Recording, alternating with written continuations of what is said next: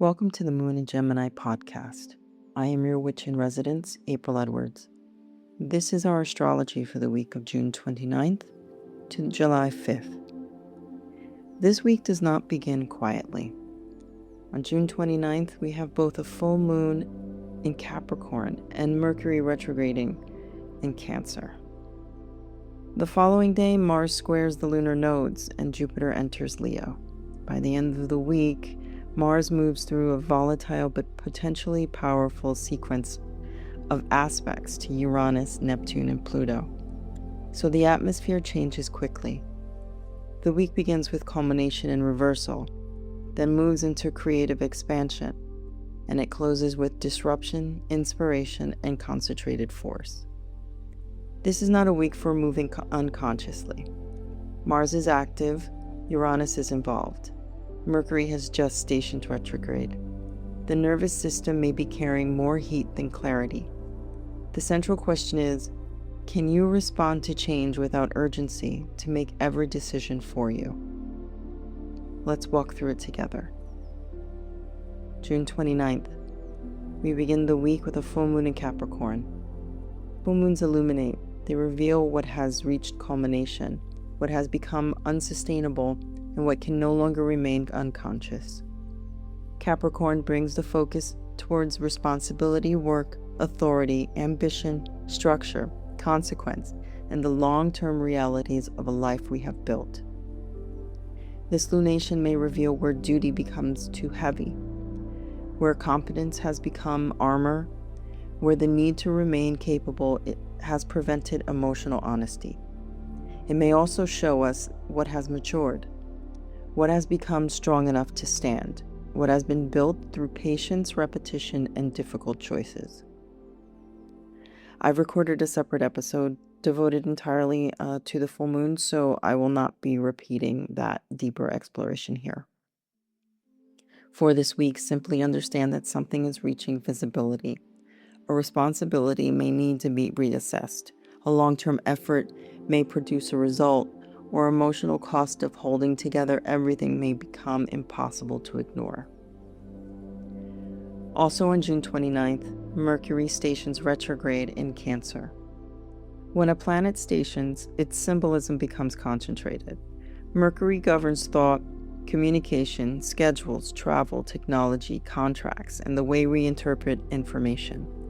Cancer governs memory, family, emotional security, home belonging, and the past.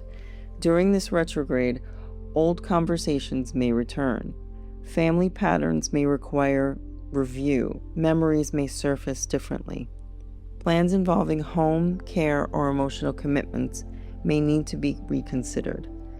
This is not merely a period of logistical inconvenience. It is a review of the stories through which we understand our own emotional history.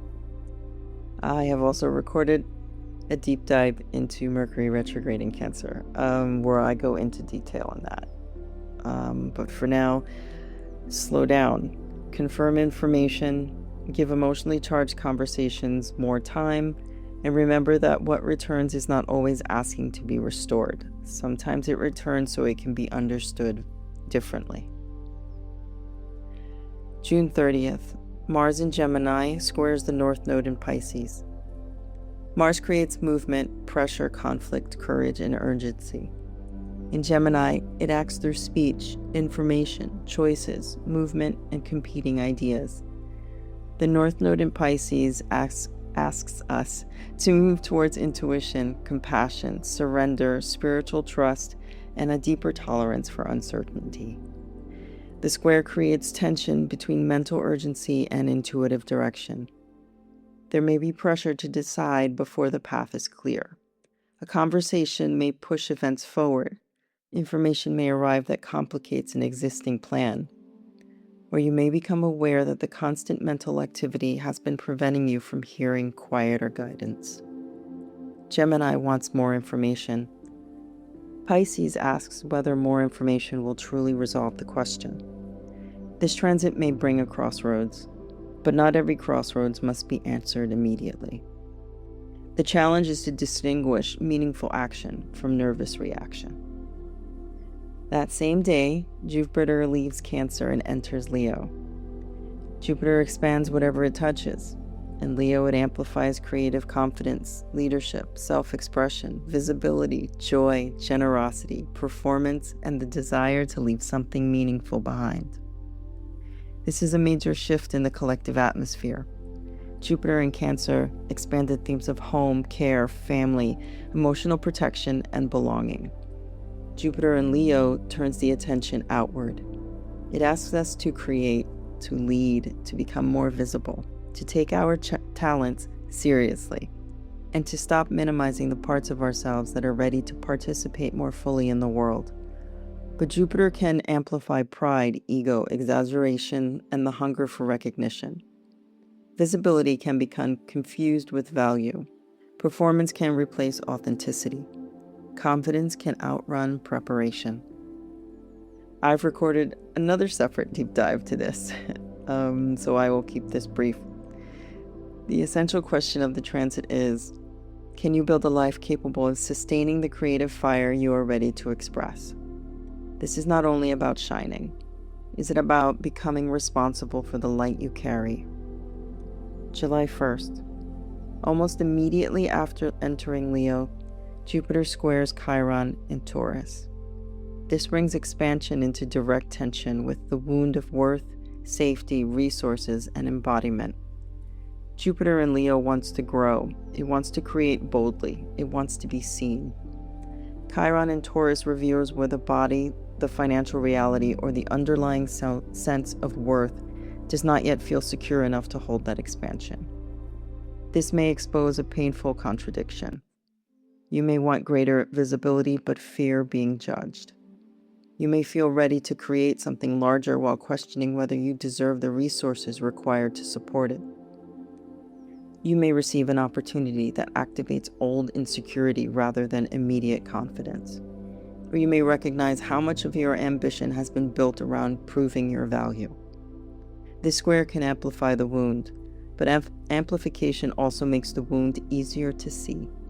The danger is overcompensation, trying to appear more confident than you feel, spending beyond your means to support an image of success, pursuing applause when what you actually need is stability, or forcing growth because slowing down feels like failure.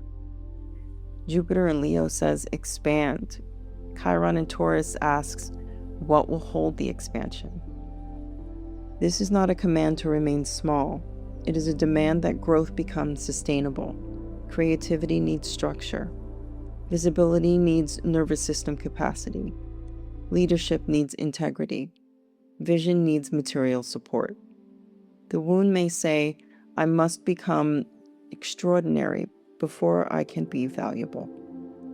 The medicine says, my value must exist before performance. This is a transit that may reveal exactly where the larger vision needs stronger roots. Do not interpret the revelation as rejection. Use it as instruction. On July 4th, Mars meets Uranus in Gemini. This is the most volatile aspect of the week. Mars acts, Uranus disrupts. Mars pushes forward, Uranus breaks the expected pattern.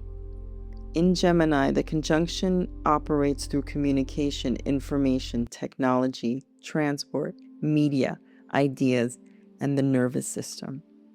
This can bring sudden news, unexpected confrontations, abrupt changes of plan, technological disruption, impulsive speech, or mental breakthroughs, or the overwhelming need to break free from a conversation, commitment, narrative, or way of thinking that has become intolerable.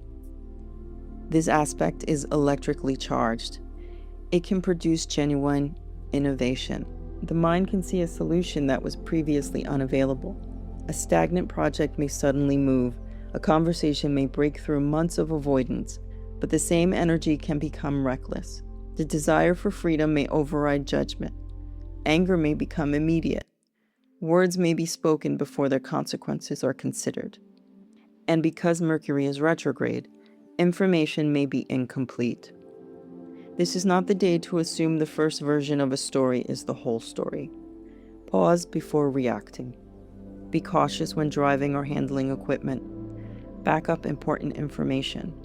Allow space in the schedule for unexpected changes. And do not confuse shock with clarity. Uranus reveals, but revelation may require time to interpret. Sometimes the breakthrough is not the event itself. It is the recognition that old patterns can no longer continue. On the same day, Mars forms a sextile to Neptune in Aries. This changes the quality of the Mars-Uranus conjunction. Neptune can soften Mars. It can direct action through intuition, compassion, imagination, creativity, or spiritual conviction. Mars in Gemini gives movement to ideas. Neptune in Aries gives those ideas vision. This can support inspired writing, creative experimentation, activism, spiritual work, music, storytelling, and the action guided by the intuitive sense of possibility. Where Mars conjunct Uranus can feel abrupt, Mars sextile Neptune offers a subtle current beneath the disruption. There may be a reason the old pattern is breaking, a vision attempting to emerge, a creative impulse asking for movement, a more compassionate response becoming possible. But Neptune also blurs. It can make impulsive action feel divinely guided simply because the feeling is intense. So discernment remains essential. Inspiration may be real, but it still needs grounding. Intuition may point towards a direction. It does not necessarily provide every practical detail. Let the vision inform action. Do not let it exempt action from consequence. On July 5th, Mars trines Pluto, retrograde in Aquarius. After disruption of the previous day, the energy becomes more concentrated. Mars provides will, movement, and courage. Pluto provides depth, strategy, power, and the ability to act from beneath the surface. In air signs, this can create considerable mental force. Ideas become persuasive. Words carry greater impact. Research can uncover what has been hidden. A strategic conversation may change the direction of a larger situation. This is an excellent energy for sustained investigation, focused problem solving, organizing, advocacy, and directing attention towards an issue requiring courage and depth. But Pluto always raises questions of power. Who controls the information? Who shapes the narrative? Who benefits from what is being said? Who has access to the platform? And where is pressure being applied invisibly? Because Pluto is retrograde, this aspect may also reveal internal power. You may recognize that you are more capable of confronting a situation than you once believed. A fear may lose some of its authority. A difficult truth may become easier to articulate. Or a pattern of self-silencing may finally become intolerable. This trine supports decisive action, but the action should be strategic rather than compulsive. Pluto does not waste force, it concentrates it.